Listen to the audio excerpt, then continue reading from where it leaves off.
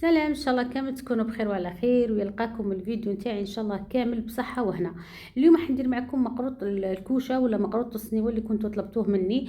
انا هنايا راح نبدا معكم مباشره الطريقه. عندي هنايا تشيشه من نوع موله اللي انا خذيتها من نوع المتوسط 3 كيلات موله 3 كيلات عفوا نتاع تشيشه.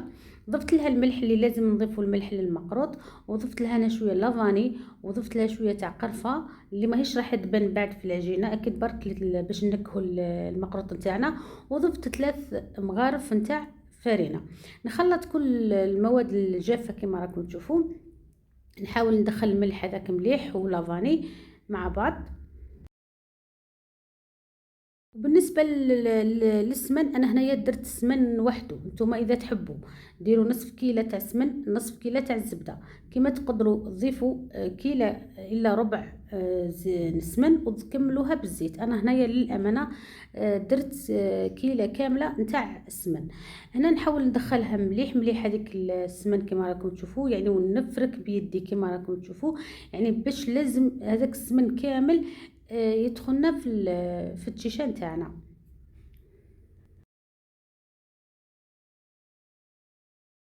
هنا بعد ما يعني تشوفوا تبداو تحطوا يدكم هكذا ديروا بها كريه، تتحصلوا على كريه خلوها بجهه. انا هنا المقروط راح نستعمله مباشره، مانيش راح نخليه يبات. نحطها بجهه ونروح نجيب هذاك التمر. انا هنايا شريت التمر هذا النوعيه تاع اللي تباع في المحلات، روعه صدقوني يعني، حتعطيكم واحد البن المقروط ما شاء الله.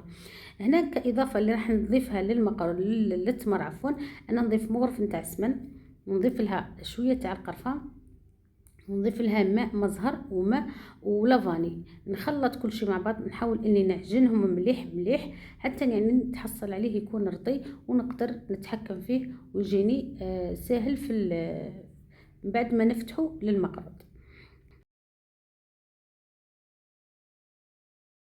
هنا راح نجيب هذيك التيشة بعد ما يعني شفتوا هنا حب يعني لقيتها تشربت لي السمن هذاك. هنا نضيف ماء مزهر ونضيف له شويه لافاني فقط. انا ما نضيفش الماء هنايا لانه تاع الكوشه ما نحبش نضيف له الماء. حتى في يعني في العموم انا المقروط كامل ما نضيفلوش الماء، نضيف ماء المزهر فقط.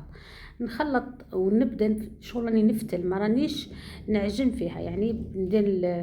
ندير الماء ونبقى نحرك بهذه الطريقه اللي راكم تشوفوا فيها يعني بالاصابع فقط باش ما يتعجن لكمش، وثاني يعني يجيكم مقروط هشيش وبنين يعني. شوفوا هنايا بعد ما كملت هذاك الماء حاولت اني ندير بيدي كيما هكا كوريه، حصلتها يعني تحصلت على انها تتكون لي كوريه. هنايا صاي. هنا نجيب السنيوه تاعنا بعد ما ندهنها بشويه تاع سمن ولا بالزيت، ونبدا نفتح فيها بالعقل كما راكم تشوفوا بهذه الطريقه يعني. هي طريقة سهلة ماشي صعيبة بزاف. وهنا شوفوا يعني حنعطيكم معلومة، ما تحاولوش انكم يعني ديروا سمك خشين، ديروا سمك رقيق شوية، لان هنا فيها 3 طبقات يعني باش يجينا المقروط تاع الكوشة خاصة ما لازمش يجي يكون خشين بزاف.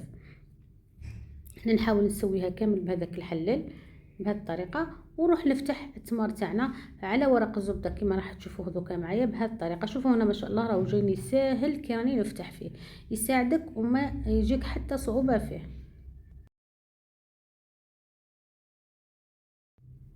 هنا نحطها مباشره كما تشوفوا، نحي داك الورق الزبده ونبدا نسوي كامل في الاطراف اللي يكونوا ما فيهمش التمر نضيف. ومن بعد نبدا نجيب الطبقه الثانيه تاع التشيشه كما راكم تشوفوا، ونبقى نفتح فيها كامل هكذا يعني. نحاول اني نديرها كامل على الوجه، ومن بعد نبدا نسويها بيديه وشو نخبزها هكذا فوق بعضها باش يعني تسوالي كامل، وتكون السمك اللي من تحت هو اللي من فوق يعني نفس السمك. بهذه الطريقة نسوي كامل كل شيء مع بعض باش يعني يجيني السطح كامل مسوي. من بعد هنا التزيين اختياري، تحبوا انكم ديروا له تقسموه ومن بعد ديروا النقاش، تحبوا يعني كما انا عندي هذا الحلال يعني كما راكم تشوفوا فيه. نحاول اني نديرو على الجهه اليمنى ومن بعد نعاود نديرو اليسرى، ونقسم المقروط نتاعي الحجم اللي انا بغيته.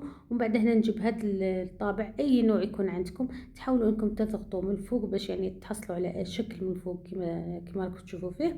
ومن بعد التزيين هنا اختياري، تحبوا يكون عندكم لوز ولا تحب يعني اي تخلوه كما راه ثانيك راح يجيكم جميل. انا هنا حاولت اني ندير له حبات تاع القرنفل بهذه الطريقه.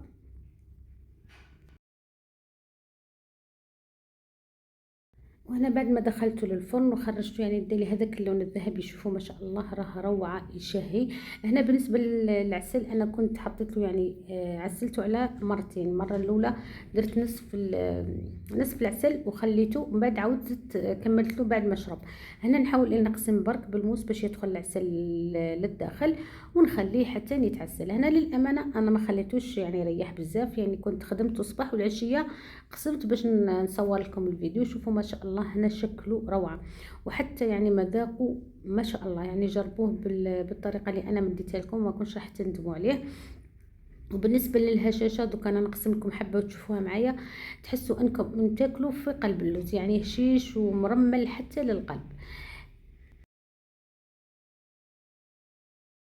هنا حبيت نخليكم تشوفوا يعني السمك نتاعو ماهوش خشين بزاف وماهوش رقيق. احنا تاع الكشري ديما نحبوه يكون رقيق شويه على تاع المقله.